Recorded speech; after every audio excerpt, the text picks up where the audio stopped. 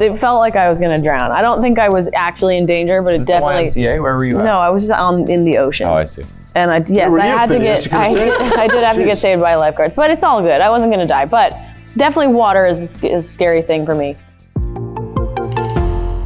Welcome to K-Rock. Klein and Allie have the honors of inviting some very special guests to lunch, and for the next hour we're going to sit around, we're going to talk new music, talk some K-Rock classics, and it is a thrill and a pleasure to welcome Billie Eilish and FINNEAS to K-Rock. Welcome, guys. Congratulations. Thanyou so much. Thanks for having us. You guys got to release albums more often so we don't wait 3 years to talk I know, to you. sorry. But congratulations. When we talk about the brand new album, Hit Me Hard and Soft, and I listened to it for the first time in its entirety, and I think to myself, Hit Me Hard and Soft is impossible. You can't do both. But in the album, the songs, as you know, they move around where you do get kind of hit hard, song like Lunch, then you get hit soft. Yeah. Was there a roadmap when you sat down? Did you have a starting place and an ending place for the entire album? Or was this a choose your own adventure? Honestly, I wish we had, because then we could recreate it. But it was such a mess of, we didn't know where we were gonna go or what we were gonna do or how it was gonna turn out, until we kind of had most of the songs already kind of floating around. And then that was when we put them together. I mean, they also had similarities. We were thinking about them the whole time. We were thinking about like calling back and having some lyrics on some songs that like refer to other songs or melodies that refer to other songs. But we didn't have like a plan of like, this is going to be this and this is going to be this. It kind of just happened, which is like frustrating because I don't know how to do that again. It just was so natural. Well, I mean, you're kind of not supposed to be able to do it again, right? You just do it differently. And this album does hit different, like every album should. And it also kind of doesn't really fall into alternative format or a pop format. It's kind of all over the map, and that's kind of how you've always worked, right? I mean, you say you've never really thought of genre as a thing. Yeah, I mean, I was just talking about this like 2 seconds ago. Genre is such a funny thing to me because I don't, when I happen to see what genre a song I like or an artist I like is put into, I'm always shocked. I don't know what that is. I've really never cared about the idea of a genre. I'm like, if someone says like, what kind of music do you listen to? I'm like, dude, everything. Like, I love music so much. And I really don't like have lines of like, oh, I don't listen to this genre or this genre. It's music, So I think we try to do that with our own stuff too. FINNEAS, when you guys sit down and say, we've got a certain amount of songs, we're going to put this together. And I know this was a whole different way of doing it, where some of the songs started a year ago. Yeah. And you had a part of it. And then you said, now let's finish this song somehow. And you had an interesting approach, I think, in the producing of this. At least I heard rumor that if things started getting messy or things started getting like, I can't do it anymore, you'd say, let's just take a break on this one. Yeah, I think it was, messy. Sub that in for like, if I wasn't feeling inspired anymore, if we were feeling like the momentum was slowing down a little bit, we'd just kind of like get up and walk away, change gears. We'd like maybe go on a hike or something, or just start something completely different. I think it was about sort of like always feeling as kind of engaged as possible. I think sometimes as a producer and as a songwriter, it feels good to finish something, and sometimes you have a great little chorus or great verse and you think, let's just write a bridge so that the song's done.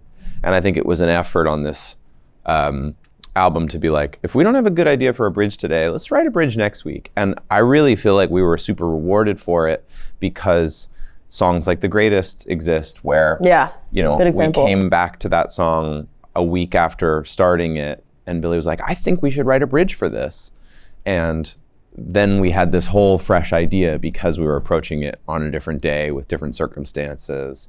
And there's just no way we would have written that bridge. Well, and that bridge then became like the throughout melody of the album. And I know you're not supposed to play favorites, right? And ideally you'd like people to listen to the album from the beginning to the end, because that's how it was released. There was no like, here's a leak, here's a single early. It was everything at once. But do you have a favorite song on the album? I have so many connections to, genuinely, I've been asked this multiple times, and I don't. I truly don't. It's like picking a favorite, kid. I really am like, I love them all so much individually. They're such completely different they're so different to me, and they mean so much to me, and I really love all of them. So boring answer, but genuinely, no, I love all the songs. What about you? Same? I think if I were gonna give an answer, like The Greatest was a really important like process. Like us making that song meant a lot to me. It was a big sort of like hurdle that we crossed in the process of writing all these songs. That was a song that I felt like we'd been sort of looking for a long time. For sure. So I want to give love to that song, but I agree with her on all the rest. Well, and favorites can change, right? You can Absolutely. have a favorite of the day, of the week, and my current favorite is Lunch. Nice. For me, it's a gay anthem. For Klein, it's a lunch anthem. Yeah. But I mean, that's the point, right? Is that it's kind of open to, you want it to be open to interpretation. You want people to find all kinds of different meanings in all the tracks. Yes, 100%. That's art, you know, that's music, and any kind of art in any form is just like, it's all interpretation. That's the whole point of art. You know, it's really, nothing should ever be like shoved, you know, it should all be like, here it is, you know, take it or leave it, do what you will, you know. And I think that with this album, I was actually just talking to a friend yesterday about it, because we were talking about a song on the album, and he loves the album, and he was like, I said something about, oh, well, that song is about this. And he's like, I thought that this song was about this. And I was like, let's stop then, because I want you to keep feeling like that. Because even if we wrote something with our own, you know, situation, whatever we were writing about, like, I want other people to take it and think of it in their own way. I think that's the coolest thing. We were playing a show at the Forum a couple years ago, and a person came up to me in the like after party area, and they were like, I love that song, Your Power. Can you tell me what this line means? Because it was pretty ambiguous. And I told them what the line meant, and they looked so let down. And they were like, I thought it meant this. And I was like, great. Like, then it means that. It's ambiguous. Like the whole, you know, that's fantastic. And I was like, please don't walk away thinking that you were wrong. Like, you were right, if that's what that means. But it's also like the desire to know, right? Everybody loves and hates something ambiguous, because they're like, just tell me what it is. Tell me what it is. I know, everyone wants the answer. If they were like, I don't like that song, I don't get it, what does it mean? I might explain it. But the fact that they liked it and didn't know, I was like, then great. I feel like every time I ask an artist friend of mine what a lyric means, it's so that I love, it's always disappointing. But you talk about art, though, and I think part of the process, and correct me if I'm wrong, is that you like the idea of suffering for the art. Like the classics. I mean, you really almost died. Yeah. It's just even shooting the album. You almost died. Listen, someone like you, let's be honest, you almost drowned when you were younger. You saved by lifeguards before. True? Is this true? And now... Is that true? Not really. Almost. It felt like I was going to drown. I don't think I was actually in danger, but it definitely... The YMCA? Where were you at? No, I was just in the ocean. Oh, I see. And I did have to get saved by lifeguards, but it's all good. I wasn't going to die, but definitely water is a scary thing for me. And you decide, I'm going to jump into a tank of it with weights on me and clothes for hours and waterboard yourself just to get the proper shot for the album cover. Yeah, that was crazy. I will say though that in that at that shoot, I was in no danger of dying. I had so many people making sure I wasn't going to die. Yeah, I mean, it's not even like I have to suffer for the art. It's just that the art has to be exactly right, and if it requires suffering, then all the better is kind of the idea. Like I don't know, it makes it feel real and like worth it. And I just, mainly the thing is, I don't like only think of things that are going to be hard. I'm just like, what would be really cool? And then I think of it, and then I'm like, guess I am going to have to be underwater for 6 hours with the weights on me. Like if a song comes out easy, then you stub your toe on the way out the door just to feel a little bit. Yeah. I love to feel something. Yeah. Now that the album's out, Finneas, I know you say with albums you try not to ever read the comments or feedback about it. How do you even do that? Like, it's everywhere, you know? How do you go out of your way to... It's hard for this one. This is unavoidable. Especially because it's been a few years. Yeah. I've definitely, accidentally seen stuff. I think number one, I don't go looking for it. I'm not searching new album reviews or something. And then if I do see, like, if it's somebody that's very obviously a fan of the work and in the ethos, like it's very meaningful to see somebody talk about the things they love about the record. If it's somebody sort of being like, if it's clear on TikTok or wherever that somebody's about to say a bunch of backhanded stuff, I just scroll. Same. Because that's fine. That's for them. But, you know, that's their opinion, which is fine. But you're right. It has been, you know, we're very fortunate. It's been very saturated. So I have definitely seen what people think of it. Well, we have all the comments here. We thought we'd go through. Yeah, and they're all pretty good. Okay. So here we go. You guys have a tour that has been announced. Obviously, the Forum shows sold out instantly. You're used to that at this point. I'm pretty sure all the dates have. This tour, there's not a lot known about it. In general, because you have guested on other people's tours where you pop up and it's like, oh my God, it's Billie Eilish. And you've had people pop up on your. What's more fun, to bring out someone and surprise the audience or to be the surprise? Ooh. Great question. Both are very fun. They feel very different. It's so much fun. Oh my God. And I only started doing it recently. Like I'd never really done it before. And I did these couple shows in like December 2022 where I brought out a bunch of people for these like hometown LA shows that I did. And that was, I'd never done anything like that before. And it was the coolest thing in the world. And also like, it was people that I like love so much and have always like admired and idolized. And they're on my stage, you know, in front of my fans with me, and it's my show. And that is insane. And just like, honestly, it's embarrassing. Like every time I brought someone out, I'm like, ugh, like I don't, it's embarrassing that you're like, I don't know. It's like someone really cool being in your bedroom and you're like, get out of here. This isn't cool enough. I don't know.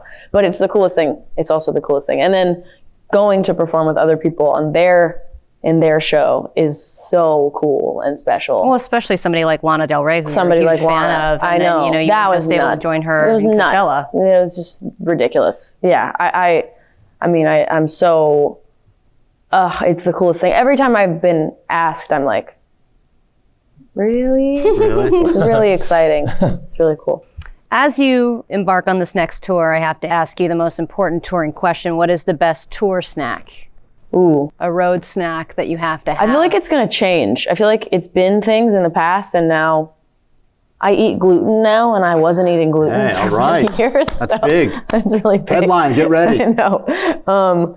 But so I feel like it's going to be a lot of bread. I don't know. Bread is just so good.